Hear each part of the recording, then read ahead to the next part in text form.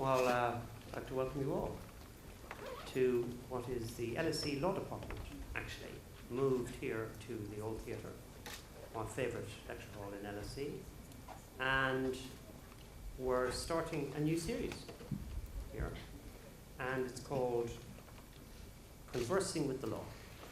And the idea is to try and get under the skin of the legal system and to try and develop a kind of informal rapport with individuals who have these very important roles in our system. And later on, we have a leading High Court judge, Sir Ravinder Singh, and then Professor Sir Roy Good from Oxford, and then in the new year, an ex-president of the European Court of Human Rights, Jean-Paul Costa, and senior Supreme Court judge, Baroness Hale, and others. So what we're trying to accumulate is, in an informal context, I will repeat that, a kind of sense of what the law's about. And what we're not doing is the usual thing, where this person to whom I shall turn in a moment, Keir Starmer, writes a 40-minute speech, and then you ask questions, and then everything stops. We're not doing that. We are the first event in LSE. I've checked with Alan, who's head of conferences. We're the first event to make Twitter and social media an integral part of the occasion. Now, you may be wondering what this seat is for. There is a purpose for this seat. In due course, I'll be inviting the Tweet Guru to join us, but that's for later. And we've been asking, as you may know, on Twitter and in other places, for questions for our distinguished guests this evening, and we've been getting lots. And rather than, in the old way, discourage you from having your phone on, I'm encouraging you to keep your phone on. But a phone in the sense of not receiving noisy calls, please. And if you have a question which occurs in the course of the next little while, you can send it to at LSE Law, and you can use the hashtag LSE DPP. And these will be immediately evident if you've got your Twitter feed yourself, and more to the point, they'll be evident to our Tweet Guru. And so as the evening proceeds, after a shortish presentation by the DPP, to whom, as I say, I'll come in a moment, we'll have a mix. We'll have some tweets that we've made earlier, like Fanny Craddock, and we'll also, and that's a very old person's joke, I can tell the average age is young, and we'll also have questions in the old-fashioned way where you use, I believe it's called a hand, and you raise it. And we'll take 2 or 3 of those, and then we'll go back to the tweeting. And Keir will answer effectively and quickly, and will develop a kind of energy in the room. And you'll come out of this with an understanding of the kind of life that the Director of Public Prosecutions has in this legal culture and political culture. And that's a fantastic thing. Now, I need to tell you, and you all know, but I need to tell you there are some things you cannot really expect the DPP to comment on. Specific cases, if you've got a neighbour whom you really hate and you've wondered why he hasn't been prosecuted, this is not the evening. You can buy a pen with yellow writing and you can write to the DPP with a special mad person's envelope later. But please don't do it this evening. Please don't do it this evening, because it'll just be embarrassing for the DPP. You'll have to say, you're mad, but not in a way which is direct. So exercise some control, because there's enough to talk about without going into specific cases. Now, I'm talking in this disrespectful way about a man I respect hugely, and it's not a coincidence that we've asked Keir Starmer to come here and to initiate this innovative way of doing conversations about the law, because Keir is a very close friend of mine going back over many years. He went to the University of Leeds. He did his BCL at Oxford. He's been a barrister for quite some time, since 1987, and a Queen's Counsel from 2002. Now, he's also been very much involved in one of the most innovative and progressive chambers of lawyers, barristers in the United Kingdom, Dowdy Street Chambers, where he was joint head for a while.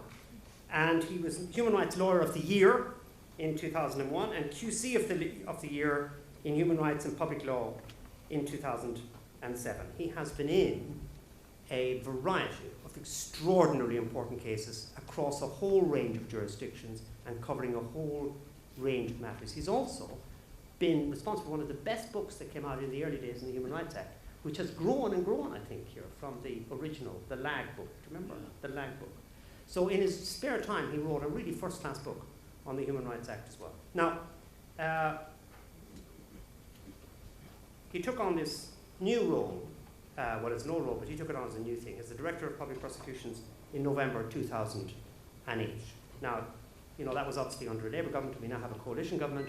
And the marvellous thing about the legal culture is the way in which these offices are, if not immune to political change, they're not dependent on political patronage. And I'm sure Keir, if asked, will speak about that too. And he's had these remarkable responsibilities to do with, for example, new guidelines on assisted suicide, decisions on prosecutions of people which are very controversial.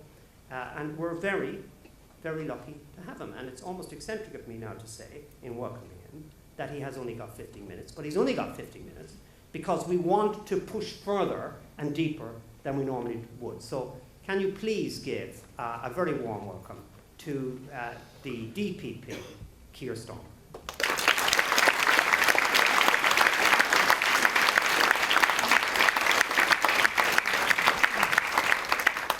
Thank you very much, Conor. Good evening, everybody. I'm very grateful to the LSE Department of Law for inviting me to be a guinea pig this evening in their new form of seminar. This is intended to be a conversation and not a lecture, and therefore I'm going to keep my comments short so that we can get into that question and answer session as quickly as possible. What I thought might be useful to give some context to that conversation is just really to introduce you or remind you what the CPS, the Crown Prosecution Service, is, and just tell you what my role is in that organisation. And then to move on to something that we've been grappling with lately, and that is really to introduce the issue of how a prosecution service should hold the balance between free speech on one hand and enforcing criminal law on the other in an era of social media.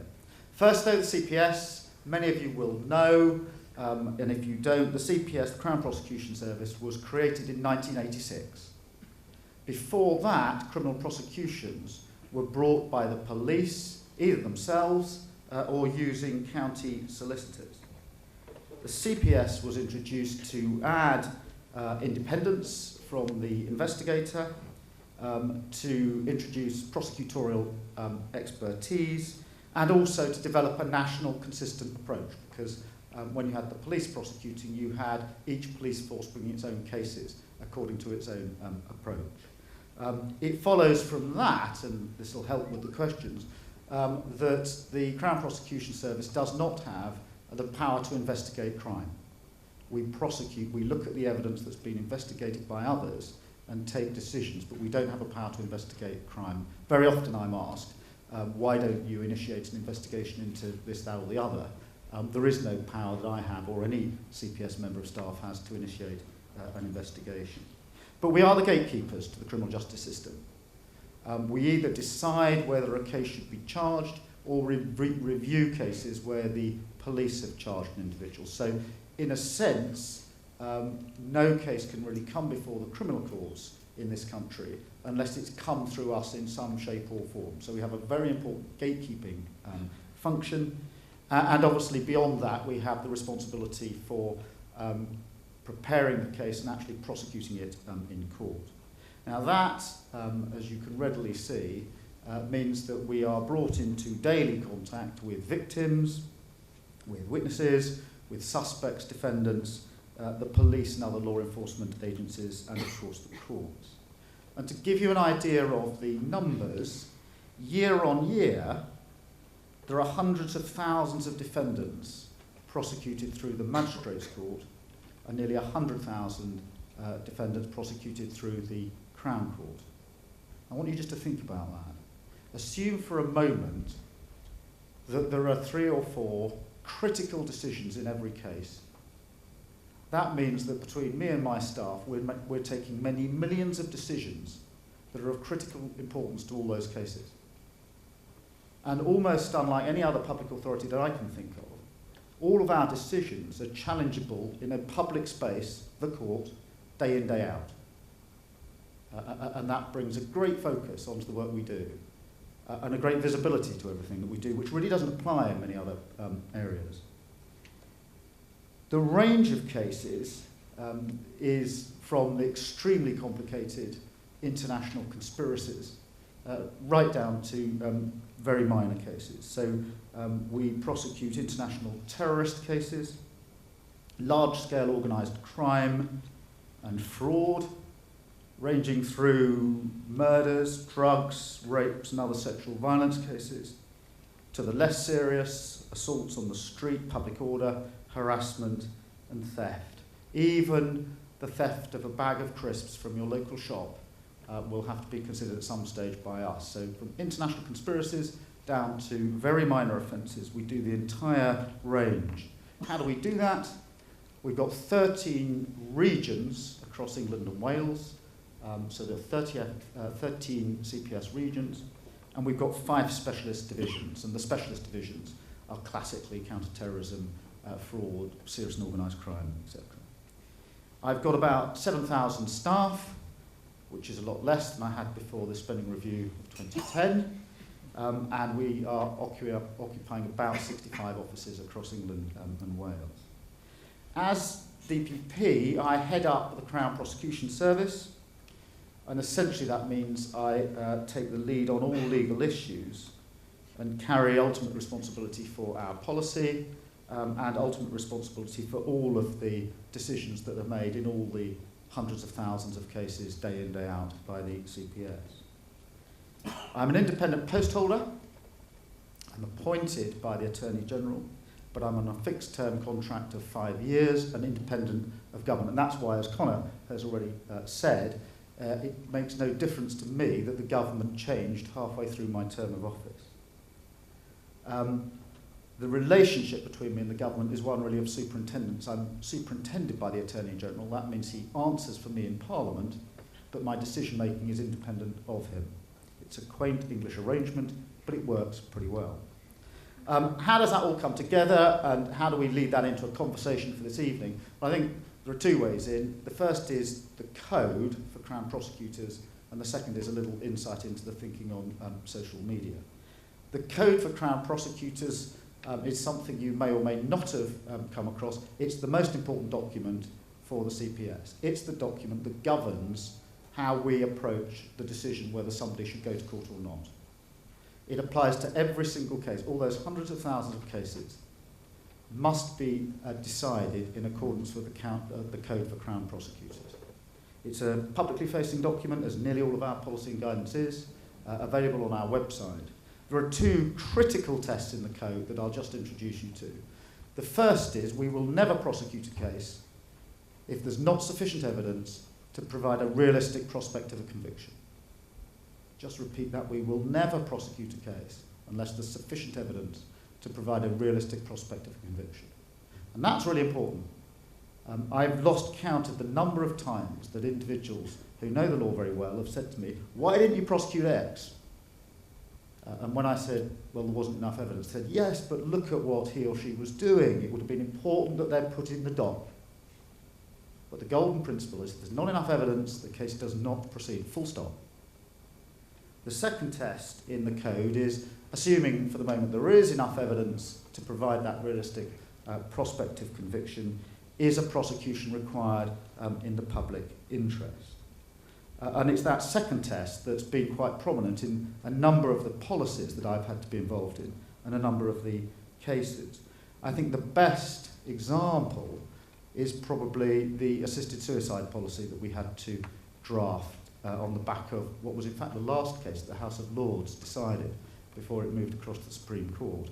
And that was a case where the House of Lords decided that the Crown Prosecution Service ought to be clearer through guidance about the circumstance in which we would prosecute someone for the offence of assisted suicide and the circumstance in which we wouldn't prosecute someone for assisted suicide. And we consulted and issued a policy document. And that's all about the discretion. All of those cases about assisted suicide proceed on the basis that there is enough evidence to prove the case, and the question is whether the case should be brought in the public interest. There are other examples. More recently, we've, as you may have noticed, been involved in rather a large-scale investigation into hacking and other activity alleged at a number of newspapers. And in the course of that, we've issued guidelines indicating the circumstance in which we would or would not prosecute cases affecting journalists. And the critical question there was whether we should prosecute a journalist where there was enough evidence that they'd committed an offence, but what they were doing was in the public interest. And just to give you a little insight into two examples, the Bribery Act was passed in 2010, and the first case that was ever prosecuted under the Bribery Act was a case prosecuted by us, the CPS, and it was a clerk at Redbridge Magistrates Court who a Sun reporter thought was liable to be corrupted. So they sent a journalist along, passed an amount of money to the clerk, asking him to make a case go away, and the hapless clerk took the money and agreed to make the case go away. We got a rather easy conviction because the Sun journalist passed the information to us, but the Sun journalist had probably committed an offence by offering the bribe in the first place. And we obviously had to exercise our discretion as to whether it would be a good idea or a bad idea to prosecute the Sun journalist. And unsurprisingly, we took the view that it would not be a good idea to prosecute. Another example would be the expenses saga. The Daily Telegraph, as you'll recall, on an almost daily basis, published details of the expenses that MPs and others were claiming. Now, we never received a file in that case, but if we had, we might have had to consider whether the first prosecution should be of the MPs that they'd exposed or the journalists for exposing them. And so we needed guidelines to help us through that, and that's the sort of issue on which we've had to grapple when it comes to whether or not we should prosecute in the public interest. My approach to the Code for Crown Prosecutors is we've got to apply it, and we've got to be seen to apply it. So what you may have noticed in recent years you've seen more of is a public announcement about the way in which we will approach certain cases, followed by reasons for either prosecuting or not prosecuting. And so what we've tried to do is be much more transparent, to say, this is the way we approach this sort of case, and this is why we made this sort of decision in this particular case. And it seems to me that is critical to both visibility, so that people know what we're doing, and accountability, because I don't see how you can hold me to account if I don't tell you up front how I'm going to do my job and explain to you afterwards what decisions I reached. So we've been much more visible than we were before. And that brings me on to social media.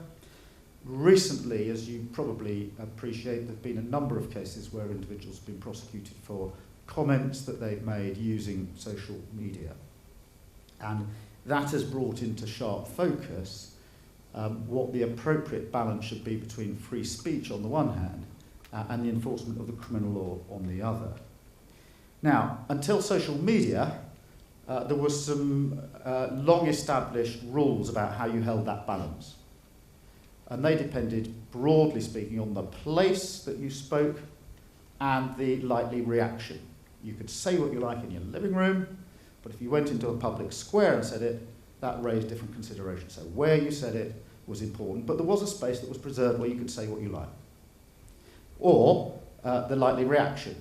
If you said something which wasn't likely to provoke somebody else to do something nasty, that was pretty well all right. But if you provoked somebody to violence, then probably there might be a limit on what you could say. So broadly speaking, we had these two control mechanisms for the reach of the criminal law. Now, they don't seem to me to apply very well to social media. And therefore, the question arises as to if there is to be a balance, if the reach of the criminal law is to be properly restricted in some way, what are the governing principles, what are the restrictions that take the place of or are added to place and reaction? Because it's obvious that social media, communications by social media are very often spontaneous, multidimensional, and often a little bit risque. And speech is captured in a different way.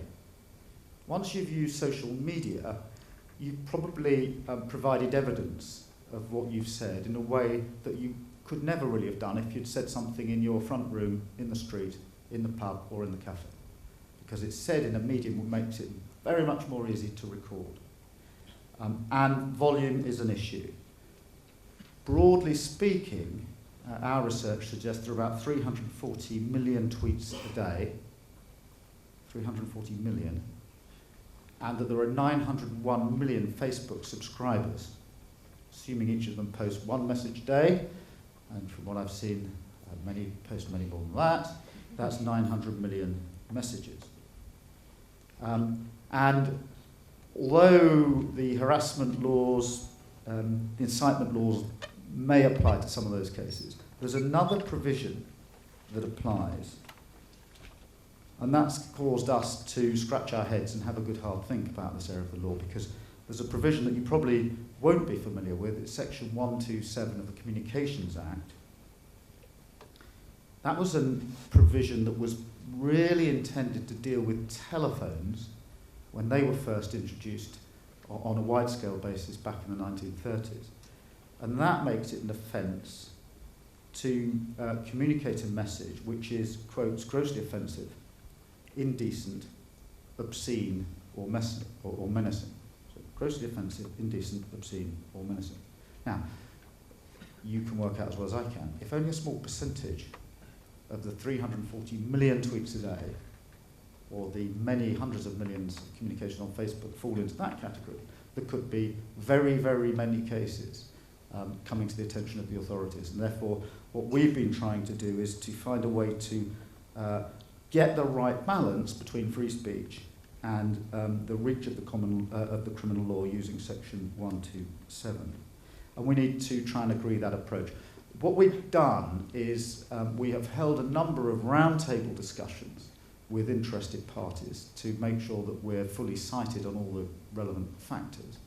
And then I intend to issue interim guidelines in about a month or so, which we will then consult on for 3 months before having final guidelines. But I'm clear in my mind that the threshold for intervention for the criminal law has got to be set pretty high, because otherwise we will not be able to protect the free speech that is integral to the use of social media or any speech. That is a discussion, a debate we're in the middle of, and obviously in the course of that consultation I'd welcome yours and anybody else's views on whether we've got the balance right in these difficult cases. Conor, I'll leave it there and pick up, if I may, in conversation. Thank you. Thank you very much. What we're going to do now is move on to the next phase. And I'm going to actually ask the Twitter guru to present himself. Bradley.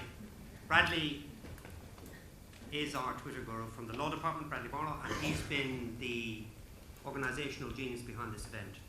So, Bradley, I think we're going to start with a tweet, but you want to introduce this next phase. I do indeed.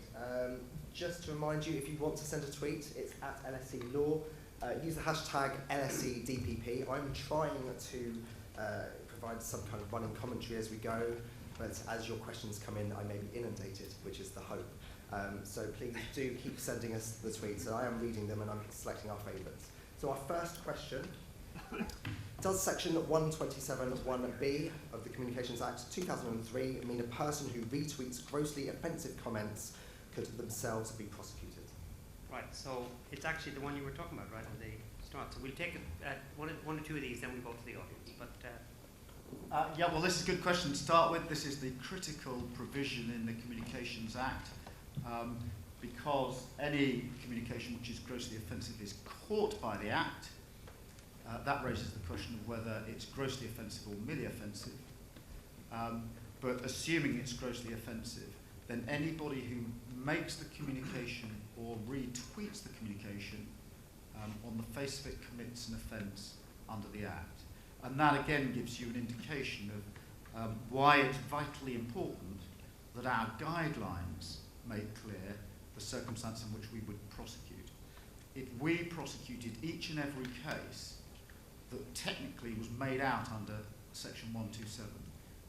My own view is that there would be a chilling effect on free speech, and we've got to set the balance in such a way that we protect free speech and only prosecute in the cases that really need a prosecution. But technically, if you retweet, you commit the offence under the Act, and that is one of a number of concerns to us. And it doesn't matter why you're retweeting.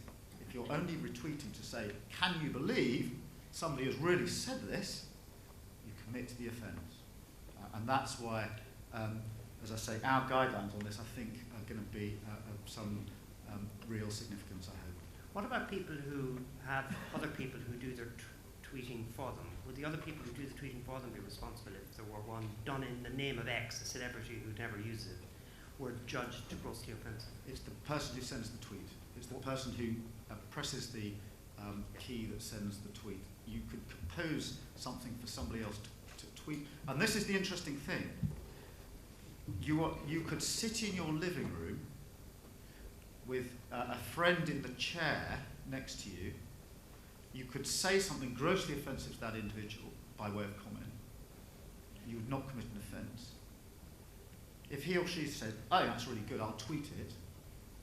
Or you said, I think that's so good, I'm rather pleased with myself, I'll tweet it. Same message, you then send it by a telecommunications system, you commit the offence. Supposing it's got some political dimension here, like you're an animal rights activist, or you're somebody who cares passionately about the pharmaceutical industry and its abuses, and you are absolutely convinced that the communication is central to your political campaigning, and you know that it'll be judged offensive by kind of orthodox opinion, but you're trying to change orthodox opinion.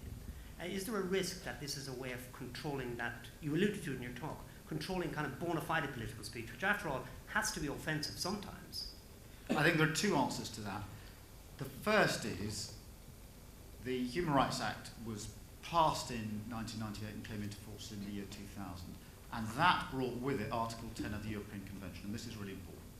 Article 10 of the European Convention, as everybody here will appreciate, protects not only speech which other people want to hear and appreciate, but also speech which they find offensive and insulting. So that speech is protected to a point. So first, you can and you're entitled to say things which are offensive or insulting to other people within reason. That's the first point. The second point is, of course, the prosecutor has a discretion whether to prosecute in any given case. And context here is everything.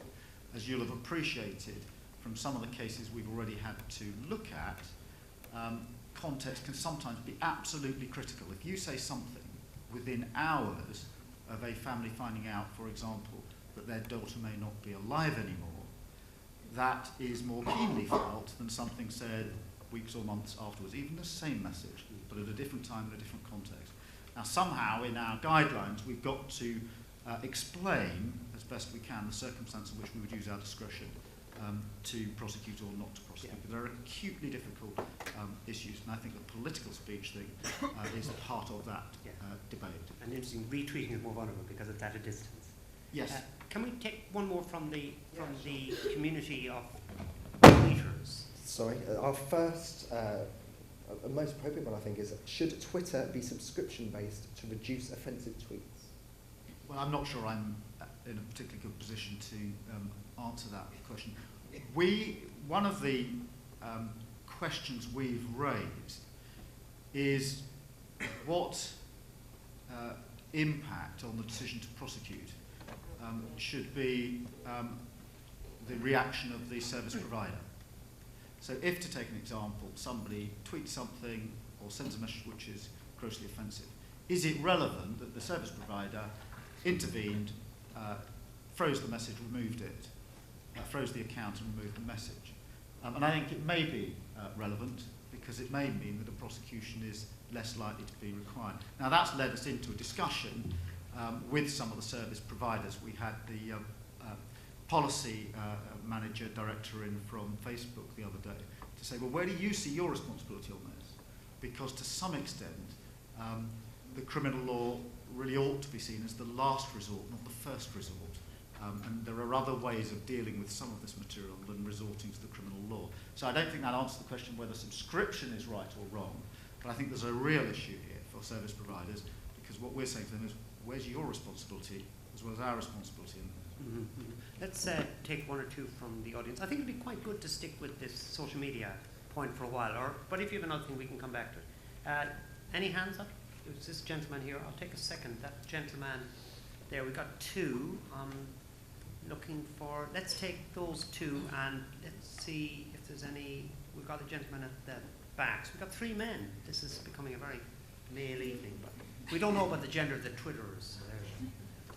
You could say who you are, and you could make sure the microphone is on, and you can keep it really short. So hello, I'm Hamja Hassan. I'm the brother of Dal Hassan, who was just extradited, the assessed suicide risk, who was just extradited to the United States. I want to know whether there's any circumstances in which the Director of Public Prosecutions can intervene in an extradition case, or which would mean a sort of reassertion of national or legal sovereignty. Okay, thank you, and I especially appreciate the brevity of that question. We had a second person who I think now needs to remind us of who he is. There he is, and he's waiting for the microphone. He's got the microphone. What an effective system. Name and short question. My name is Kieran. I was just wondering at what point you thought what would be considered a private message, a private tweet, enters into the public domain, whether there's any basis on what can be considered public speech on social media. Thank you very much. And our final gentleman who wants to continue, I think it was you, sir. Yes, name and question.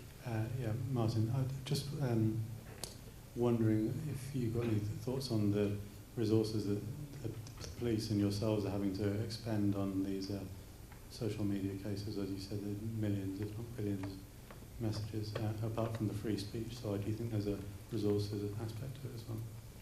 Thank you. Great. In your own Yeah, I'll take those in that order, if I may, starting with extradition. Can I just set out briefly, for those that are not familiar with the two capacities in which the CPS or I get involved in cases involving other jurisdictions. We are prosecutors, not investigators, and therefore if there's an investigation in this country and a file is passed to us, we can take a decision whether to prosecute.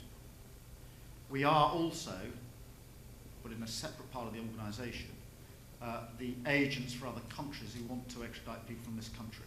So if another country wants to extradite someone from the UK, they need a prosecutor in the UK to represent them in court, and the CPS represents them. So we've got this, these two functions, and they're entirely separate, and that's really important.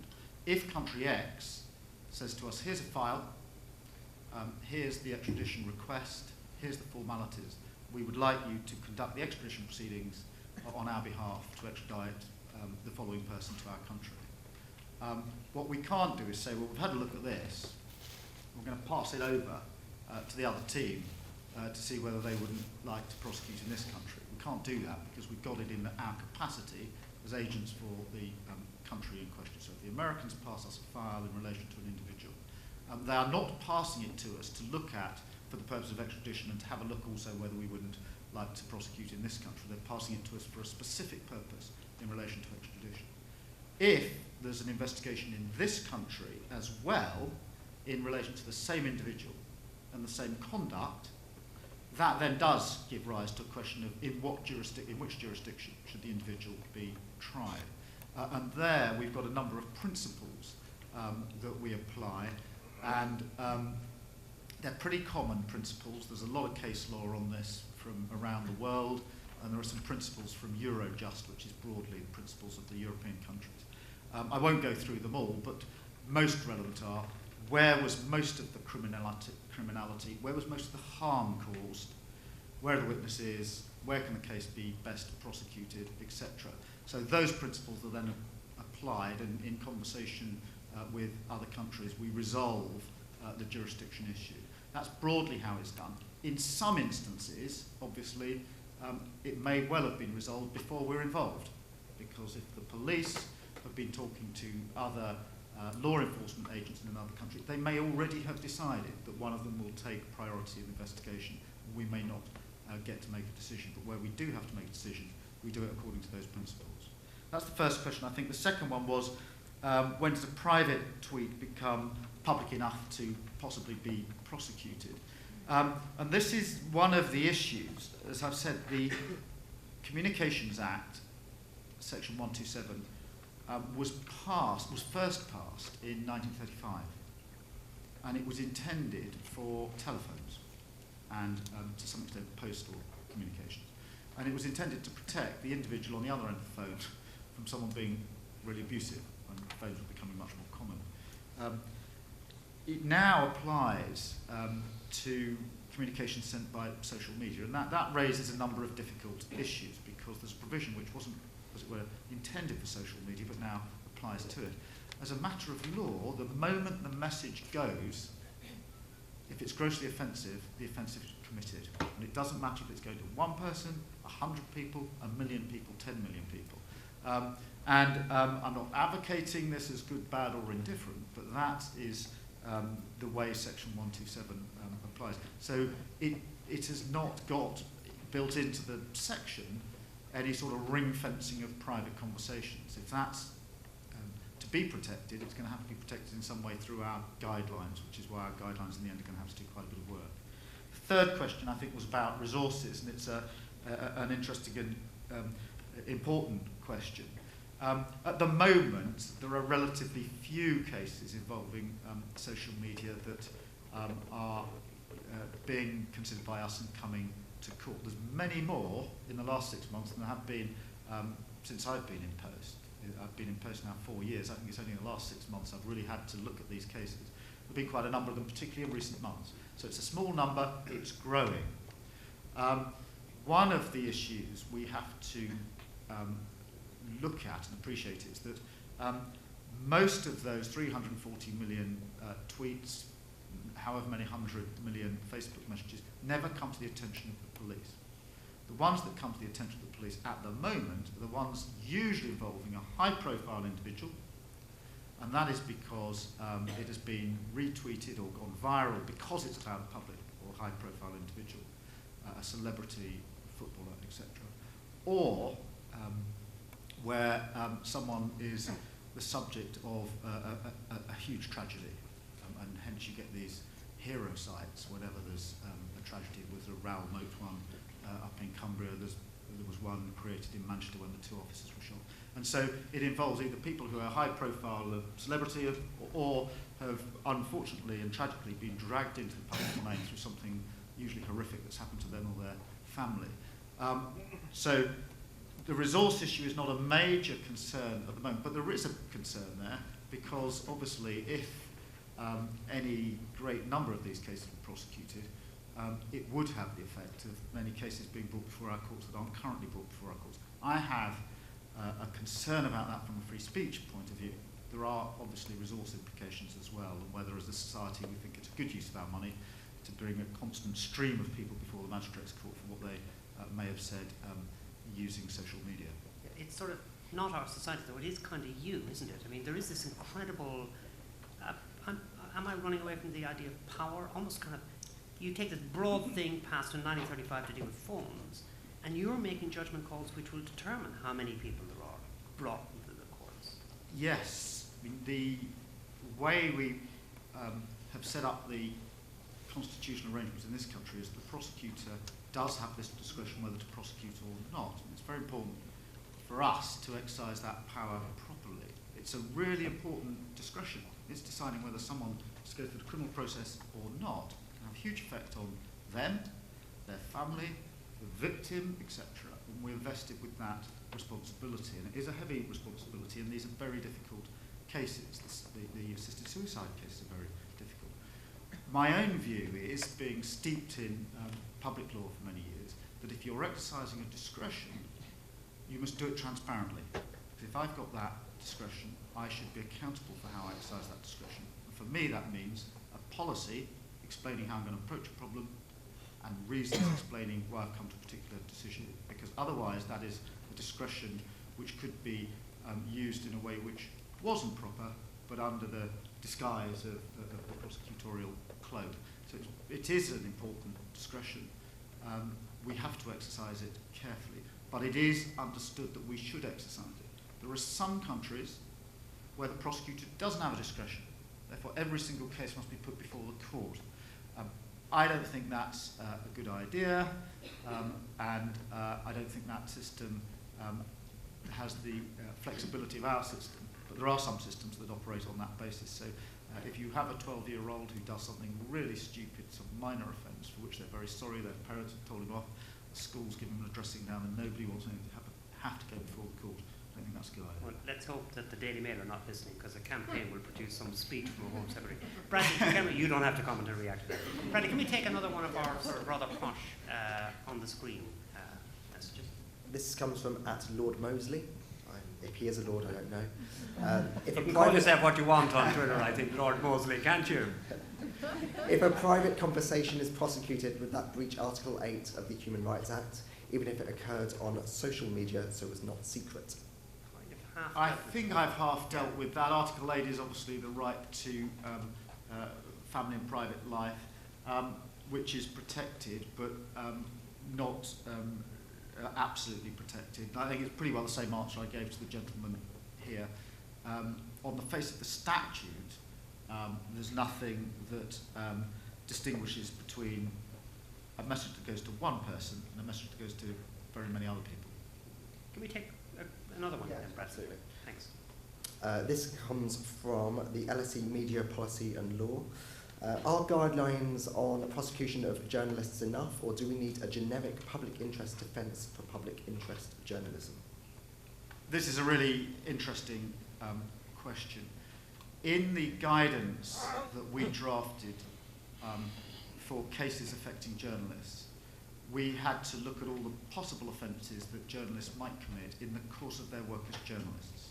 And they vary. I mean, the ones that everybody at the moment is focusing on are hacking into telephones, payments or receipt of payments to individuals for information, etc. But there are many other possibilities, including offences under the Data Protection Act, where even the receipt of certain information by a journalist in a certain form may amount to an offence, even in circumstances where the journalist doesn't know until they read the information what it is they're being passed. Now, you can see how it's very important that we're clear as to which of those cases should be prosecuted and which shouldn't. In our guidelines, what we said is when we're taking a decision whether to prosecute a journalist or someone who's interacted with a journalist, we will take into account the public interest in the publication they were working on. And therefore, we will take into account the public interest and weigh it against the overall criminality. So if you're breaking a story about corruption, that is an important consideration when we're deciding whether you should be prosecuted for a breach, let's say, of the Data Protection Act. But we've done it under the guidelines. The question is, shouldn't it be, forget your guidelines, wouldn't it be better if there was an overarching public interest defence, and then you wouldn't need your guidelines, or at least you wouldn't need to rely on them so often. Now, I don't have a view whether there should be a public interest defence or not.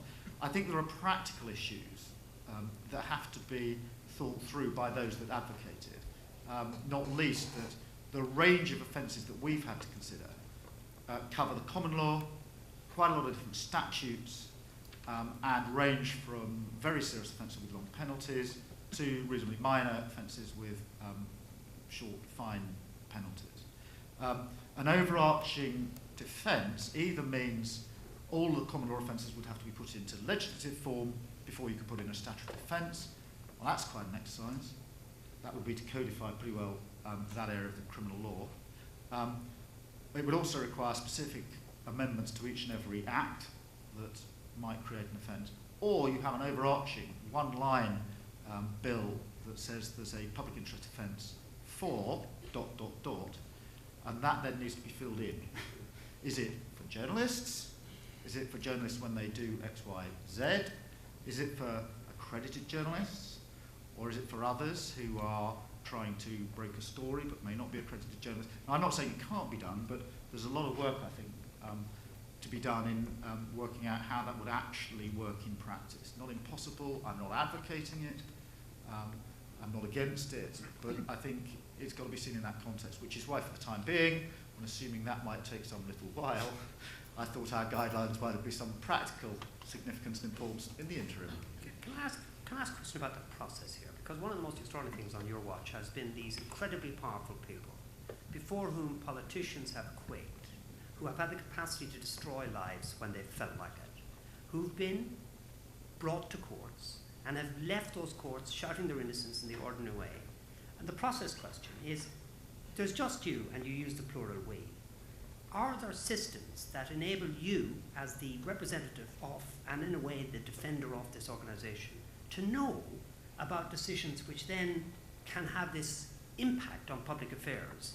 And how can you always anticipate that prosecutorial decisions will not produce the kind of effects that we have seen from time to time?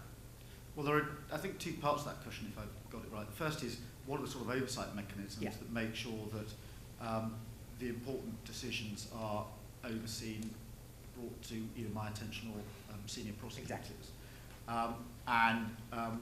Also a bit about the reaction. I mean, the arrangements we've got, there are, as I've said, there are roughly 900,000 defendants in the Magistrates' Court and about 100,000 in the Crown Court. Now, a lot of those are motoring, etc. There's hundreds of thousands of cases.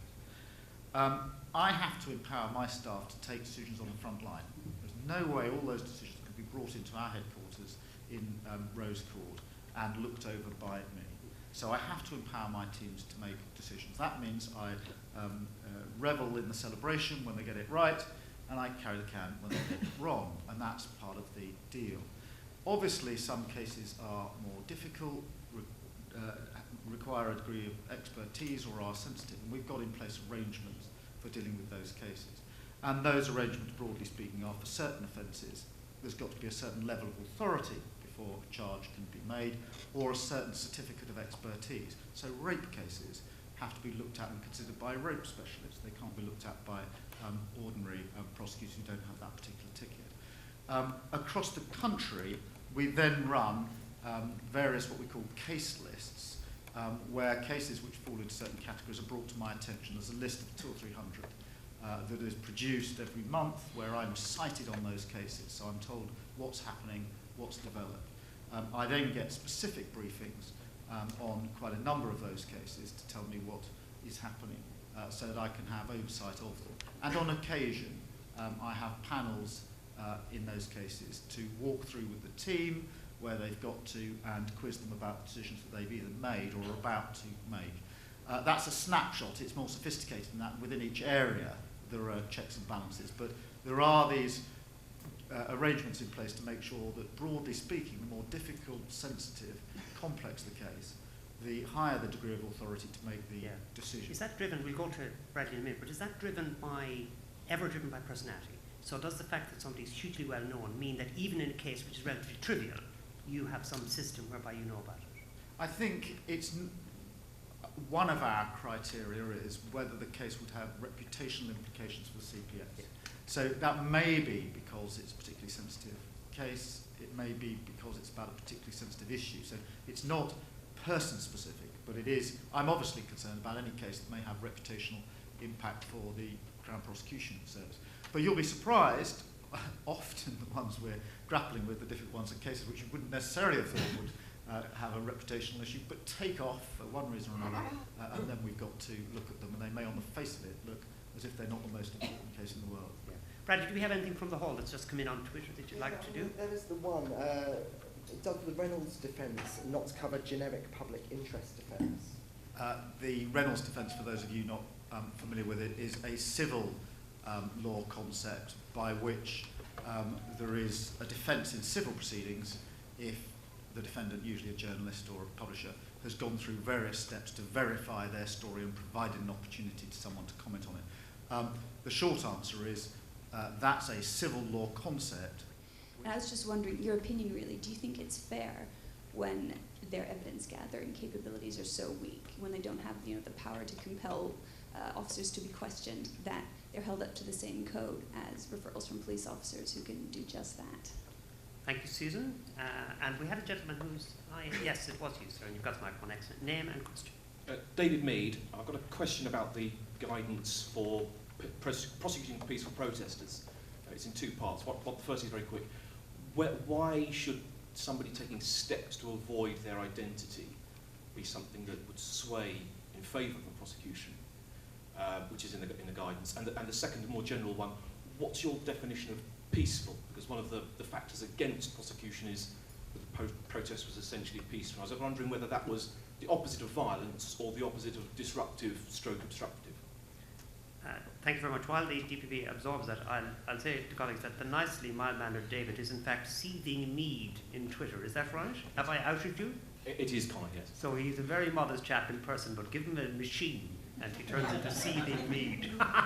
So, Keir. So far as the IPCC is concerned, I'm not really going to comment very much. I mean, that's a question for the IPCC. We've got a relationship with them. They pass cases to us and we prosecute cases that they've investigated. We try to make that work by having a memorandum of understanding with them about how that process is to work. And that, broadly speaking, involves us asking to be involved at an early stage whilst the investigation is still being carried out, so that we can give such advice as may be helpful about how the particular investigation is shaped for the purposes of a prosecution, if that's the appropriate outcome. I don't think for cases that don't come to us, it's appropriate for me to comment on them. I think the Home Affairs Select Committee is looking into the IPCC in recent months, so no doubt that'll be explored there. Can I deal with the peaceful protest issue?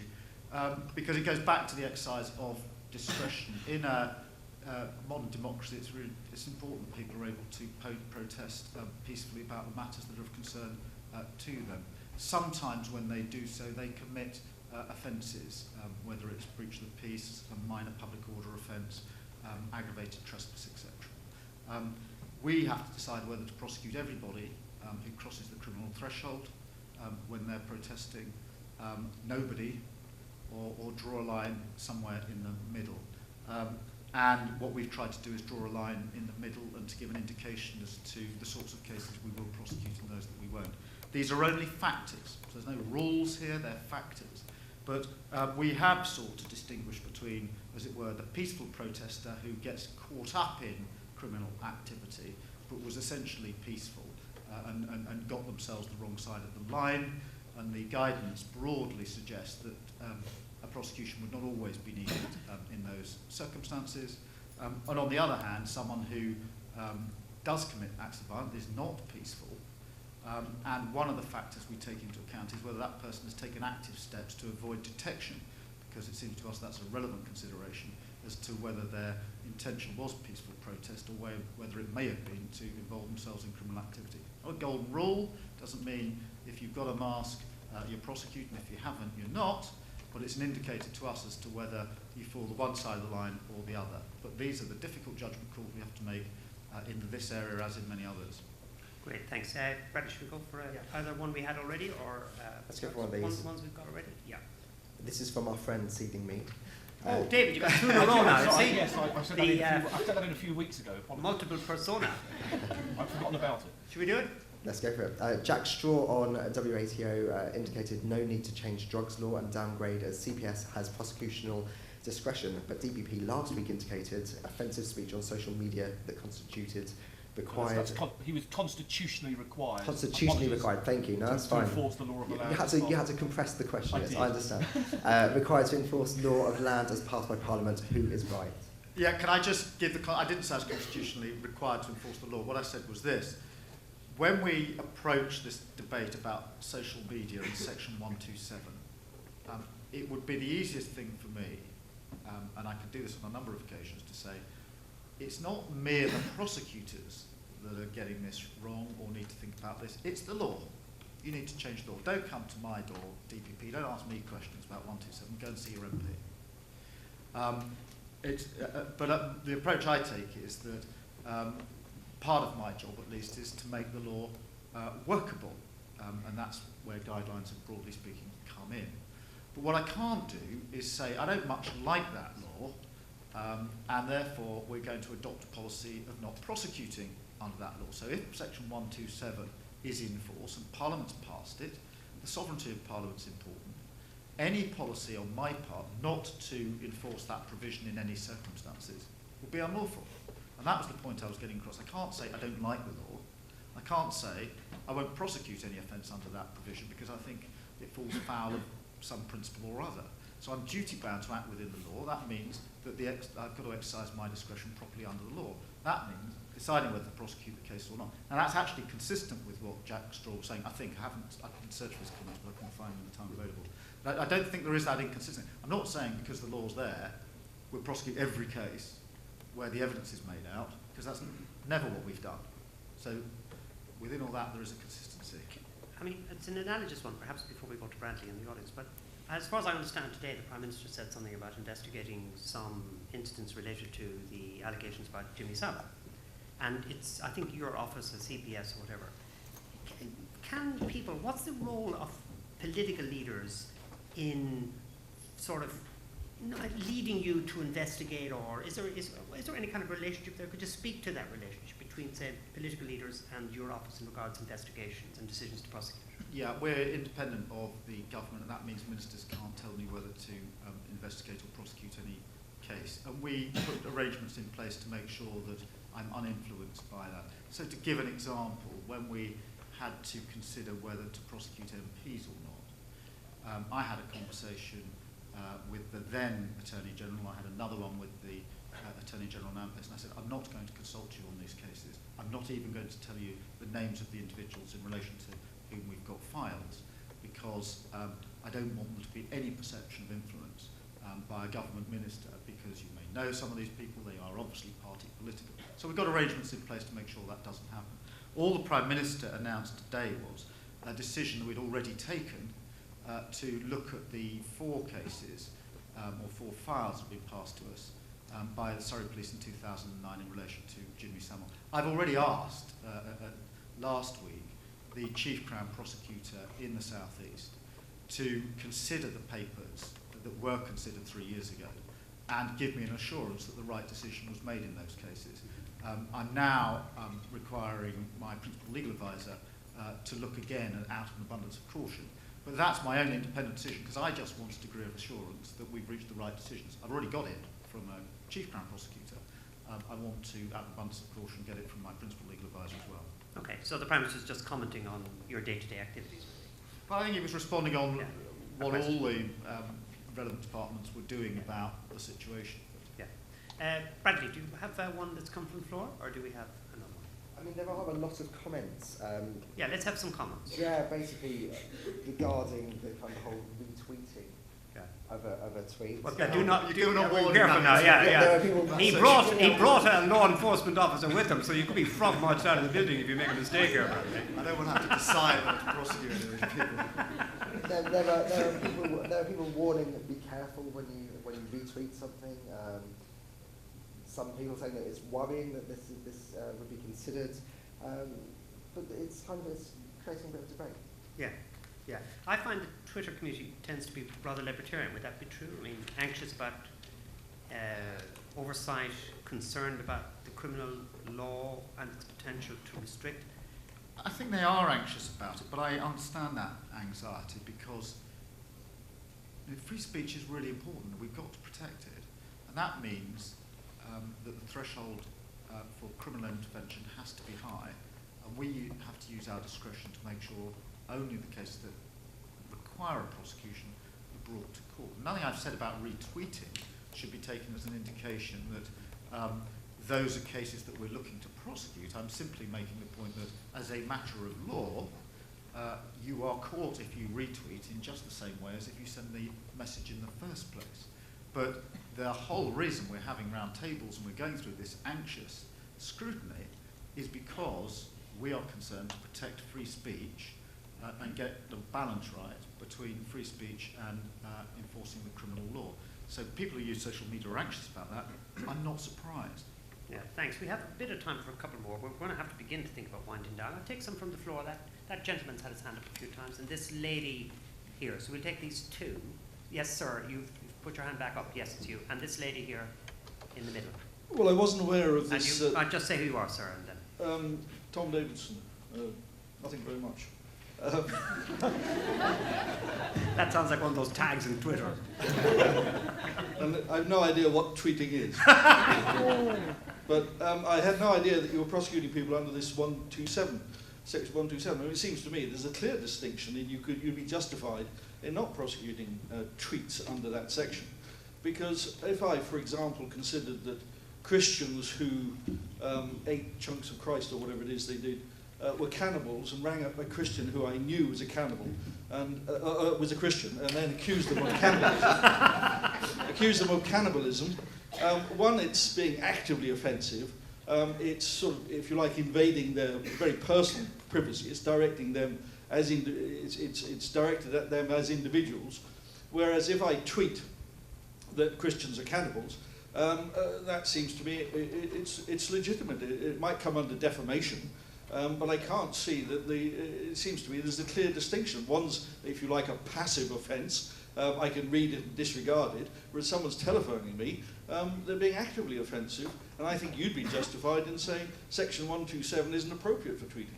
Well, two things about that. The first is... Unless it's a case law. The first is, the question is, as a matter of law, would it constitute the offence? The second is, as a matter of principle, should the prosecutor prosecute? As to the first, I'm afraid it is an offence if it's grossly offensive. That's what Parliament decided, and Parliament passed the Act. And it's not in my gift to say I don't think that's an offence. As to whether we should prosecute, that obviously is something that is of central concern to me. And one of the things we are considering is, does it make a difference that the individual was intending to communicate with one or two or three people, or whether they were intending essentially to broadcast to many tens of thousands, hundreds of thousands, whatever. And there may be room for a distinction there, but that will have to be done looking at the discretion of the prosecutor. The offence is made out in both those circumstances if it crosses the threshold for highly offensive. Thanks. And we had our... Is that... Sorry. Yep. Madam. My name's Molly. I noticed your wonderful introduction with lots of reference to your previous career in human rights law, and you sound like from that introduction a kind of human rights hero. You've written human rights books and you've won awards for being a human rights lawyer, and that's very inspirational. Yet you had the chance to prevent the extradition of Talha Hassan and Barbara Ahmed if you'd acceded to the private prosecution request of Carl Watkins, and you didn't take it. And I just wonder how you felt about the weight of that responsibility, making that decision, knowing that Barbara Ahmed and Talha Hassan were definitely going to have their human rights breached by prolonged solitary confinement in America. And do you feel that since becoming DPP that your previous unstinting commitment to human rights has wavered slightly? Thank you. I'll deal with that in two parts. As for the decision of the private prosecution, we asked for the material that was being relied on in the private prosecution and looked at it. Have you seen it, the material in the private prosecution, by any chance? No. It comprised two statements by the two defendants in very vague terms, how they may or may not have had some involvement with the website. They were the only two statements in the case. And then a printout from a number of websites which post-dated the alleged offence, and that was it. And you had no and we had to decide whether that was sufficient evidence to bring a private prosecution, and it was patently obvious that that was not evidence on which you could bring a private prosecution. The district judge ruled, I think the day after my decision, that it was an abusive process in any event because these were campaigners and supporters of the individuals who were trying to try them in our courts, and he thought that was an inappropriate use of our courts. So it's very important, if we're going to make comments about this and suggest people's standards may be moving, that you look at the material that was actually before us and ask yourself whether you would have come to the same legal decision or not. As for previous career, etc., I spent a lot of my previous career questioning authorities for not prosecuting where they should have done. There have been long campaigns by families of individuals, some of whom died at the hands of at the state, concerned about cases they hadn't prosecuted. And I was representing them saying some of these cases require prosecution. And I've carried on that in that vein. One of the things we've worked very hard at, to take an example, is prosecuting cases of domestic violence and rape. Now, when I was in individual practice, I was concerned about the fact that cases weren't being prosecuted. Since I've been in office, I've spent a lot of time trying to make sure that the right cases are brought in the right way. Now, others will have to judge at the end of the exercise whether I've done it rightly or wrongly. But one thing I have done is put my reasoning in the public domain. If you'd read my decision about the private prosecution, because I did give an explanation, you'd have appreciated there were only 2 statements, and I summarised what was in them. I also summarised the other reasons why we didn't prosecute. So if I'm going to be accountable, as I want to be invisible, there is a bit of a responsibility on you to read my statement before saying I may have adopted different standards now to standards I had before. Okay, thank you. I think we might have time for just one more intervention from Bradley, then a question from me, then we wrap up. A vaguely related question. What made the McKinnon case different to the cases of Baba Ahmed and Talib Hassan? Yeah, very good. Well, the decision in relation to Gary McKinnon was the Home Secretary's decision, not my decision, and therefore that's not really a question for me to answer. As you know, when the Home Secretary announced her decision, she announced that I would then consider whether or not he could be now tried in this jurisdiction. That's something that I am considering at the moment. But the decision was her decision, not a decision of mine, and not one, quite rightly, on which I was consulted, nor one in which I saw the materials. I would not expect it to have done so, and I didn't. So really that's for her, not me. Can I ask a rapid question here? Because we need to finish in about 5 minutes or so. But one thing that's always puzzled me is you're a single practitioner. You know these chambers things, we're single practitioners, and you're very much individuals. And you suddenly, from, managing Dowling Street maybe a bit, suddenly end up running this enormous operation. Did that produce unexpected surprises? Was it easier than you thought it would be? Was it much, much harder? Were there unexpected challenges? How has it changed the way in which you work? It was a big change. I mean, broadly speaking, as a practitioner, you're building teams of 2, 3, 4 to present a case. That team is there for the duration of the case. It then changes to the next case. You don't have permanent members of the team.